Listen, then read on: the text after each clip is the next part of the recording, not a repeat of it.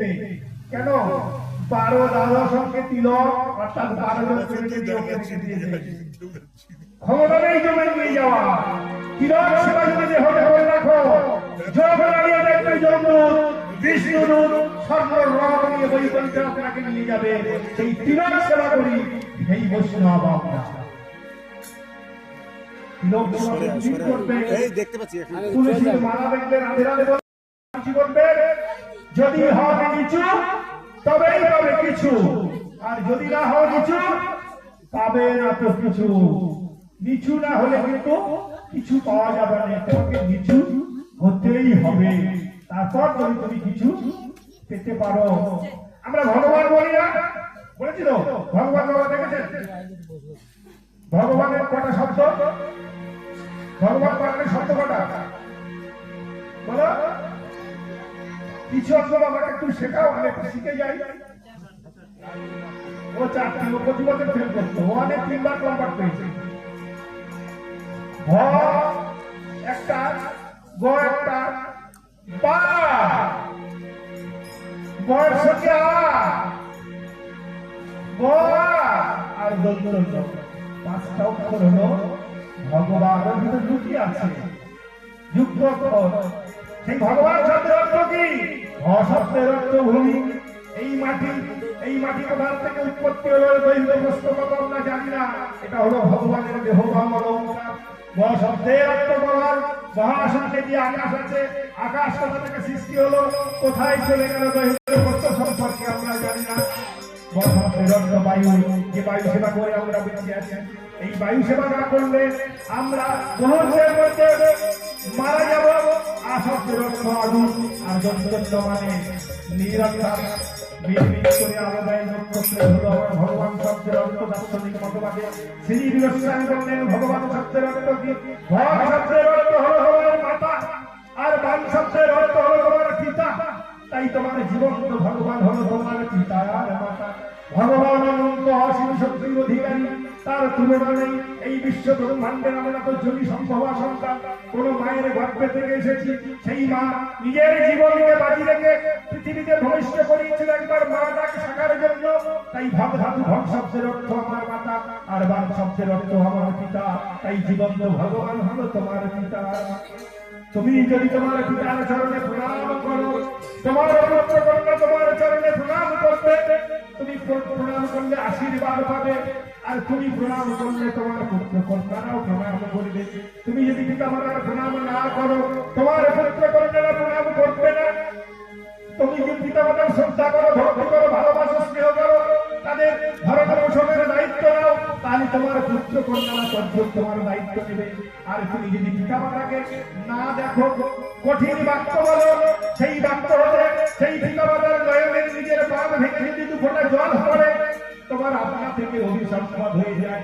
ওই মাটির দ্বারা পিতা মাতা কোনোদিনই বলবে না যে আমার পুত্রবধূ আমার মেয়ে বড় কথা বলেছে আমি অভিসম্পাদ দেবো না অভিসম্পাদ দেবে না তার শয়ন মন্দিরে কক্ষে অথবা খোলা আকাশের নিচে হাত জোড়ে করে বলবে হে দয়াময় আমার পুত্রবধূ কন্যা আমাকে যত কঠিন বাক্য বলে না তুমি আমার সহিবার মতো ক্ষমতা দিও ওরা যেন ভালো থাকে এমনি বলিতে বলিতে ওই পিতা মাতা নিজের বাঁধ ভেঙে যদি 2 ফোঁটা জল ভূমিতে পড়ে যায় তোমার কি দশা হয় তোমার দুঃখে কাঁদিতে কাল 2 নয়নে ঝরিবে জল কাঁদিতে যাবে তোমার এই মানব জগৎ জিততে যেতে হবে না গৃহে তোমার ভগবান বসে আছে পিতা মাতা প্রণাম করো পরিক্রমা করো এই 84 কোটি বৃন্দাবন পরিক্রমা হয়ে যাবে তাই ভগবান বলল 84 কোটি বৃন্দাবন পরিক্রমা সবার হবে না তাই তোমার দেহকে তুমি এইভাবে মেপে রাখো গোড়ালি থেকে মাথা পর্যন্ত তোমার দেহ 84 আগুন তোমার দেহ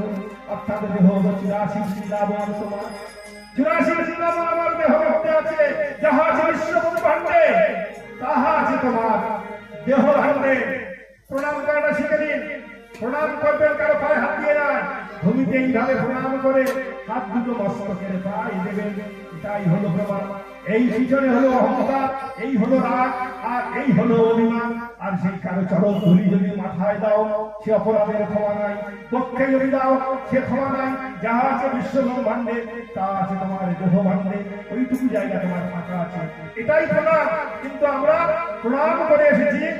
ভুল ভুল ভাবে এই যে মন্দির প্রাঙ্গণে আমরা বসে আছি, কত যুগ ধরে এই মন্দির চলেছে জানি না, কত জ্ঞানী মুনি শ্রেষ্ঠ বৈষ্ণব এসছেন, কত কীর্তনিয়া ভাগবত প্রবচন পাঠক এসছেন। একটা ছেলে মানুষ হয়েছে, একটা মেয়ে মানুষ হয়েছে খালি। তাহলে বাইরে থেকে আমার মতো ভক্তকে আনা রাখতে হবে, মানুষ হতে হবে। কি নেই আমার কাছে যাচ্ছে বেশি তোমাদের আছে নেই, তৈরি হতে হবে। এই আমাদের 5 জনকে নিয়ে এসছে কেন? কিসের অভাব আছে আপনাদের? যোগ্যতা কোথায় অভাব আছে? তৈরি হবে আমাদের মতো বিভিন্ন প্রান্তে চলে যাবে, তৈরি হতে হবে। প্রসাদমুখী হতে হবে, ভগবানকে দিয়ে পেতে হবে, প্রসাদমুখী হতে হবে, নিজেদেরকে তৈরি করতে হবে। আচ্ছা ভাব নেই সোমরং গীতারং বিষ্ণু শরণং পাদ সেবনং অর্চনং বন্দনং দাস্য সত্য আদম নিবেদনং। নববিধা ভক্তি ছাড়া আর পথ নাই, পথ নাই, পথ নাই। সবাই থাকবেন তো? অনেক কথা হবে, থাকবেন তো না চলে যাবেন? বাহ, নববিধা ভক্তি ছাড়া আর আমাদের কোন পথ নাই, পথ নাই। শ্রবণং কীর্তনং বিষ্ণু শরণং পাদ সেবনং অর্চনং বন্দনং দাস্য সখ্য আত্মনিবেদনং। এই নববিধা ভক্তির মধ্যে আমাদের মুক্তি। আমরা মহাভারত পড়েছি না? ভগবান কৃষ্ণ বারবার দুর্যোধনের কাছে গিয়েছিল। দুর্যোধন 5টা গ্রাম দিয়ে পাণ্ডবদের মীমাংসা হয়ে যাও, বারবার গিয়েছে না? শেষবারে বলল ওকে বেঁধে রাখো, ওকে বেঁধে রাখো, যুদ্ধক্ষেত্রে আমরা যাবো। এত বড় অপমান করলো, অনিবার্য হয়ে গেল ধর্মক্ষেত্রে কুরুক্ষেত্রের যুদ্ধে যেতে হবে। দুর্যোধন ঘোষণা করে দিলেন, কৃষ্ণ যাবো, তুমি শুনে যাও, বিনা যুদ্ধে নাহি দেব, সুচক্রে যাহার মধ্যে মেনেনি, চলো যুদ্ধে দেওয়ায় চলো ধর্মক্ষেত্রে কুরুক্ষেত্রের রণাঙ্গনে, ওখানে হবে যুদ্ধ, এ যাবে হস্তিনার সিংহাসনে। অনিবার্য হয়ে গেল। কুরুক্ষেত্রের যুদ্ধ কোথায় হয়েছিল? কোন জায়গায় হয়েছিল? কোথায় ছিল জায়গাটা? হরিয়ানা রাজ্য। হরিয়ানা রাজ্য বর্তমান নাম, গ্রামের নাম জ্যোতিশ্বর। ভগবান কৃষ্ণ 24 মিনিট গীতার কথা সাধন করেছিল অর্জুনকে। কত শ্লোক কথা হয়েছিল টোটাল গীতার? 700, তাই তো? 700 শ্লোকের মধ্যে ভগবান কথা বলেছিলেন 574। অর্জুন কটা? আমার তো মনে নেই। সঞ্জয় 40, অর্জুন 85 আর ধৃতরাষ্ট্র 1টা, এই হলো 700। এই 700 শ্লোকের শব্দ সংখ্যা কত? 9580টি শব্দ সংখ্যা আছে। গীতার আর এক নাম কি? কি নাম গো? বেদবতীটা কি একটা নাম, আমি ভুলছি হয়তো। গীতা 24 মিনিট গীতার কথা বলেছিল। ধর্মক্ষেত্রে কুরুক্ষেত্রের রণাঙ্গনে উভয় পক্ষকে ডাক দিলে চলো রণক্ষেত্রে যাই। আর সেই সুভদ্রা রাজকন্যা মহাতপস্বিনী মহাযোগিনী, ভারতীয় নারী চরিত্রের আদর্শ সতী শান্তি পবিত্রতা রমণী, যেদিনে শুনেছিল তার স্বামী অন্ধ, সেদিনে শতকর্ত বস্ত্র নয়নে মুদ্রিত করে পৃথিবীর আলো আর দেখেনি। তার 100 পুত্র ছিল। পিতামাতার চরণে প্রণাম করে চলে গেল কুরুক্ষেত্রের যুদ্ধে। 18 দিন হয়ে গেল, কেউ আর ফিরে আসে না। কোন বাবা মা কি থাকতে পারে গো? থাকতে পারে? 18 দিন হয়ে গেল, 100 ছেলে চলে গেল, কোনো খোঁজ নেই, ঘুমাতে পারে না। ধৃতরাষ্ট্র বলে বলল, গান্ধারী আজকে আমার পিতা ডাক ডাকার বড় স্বপ্ন এসেছে, সাধনা এসছে।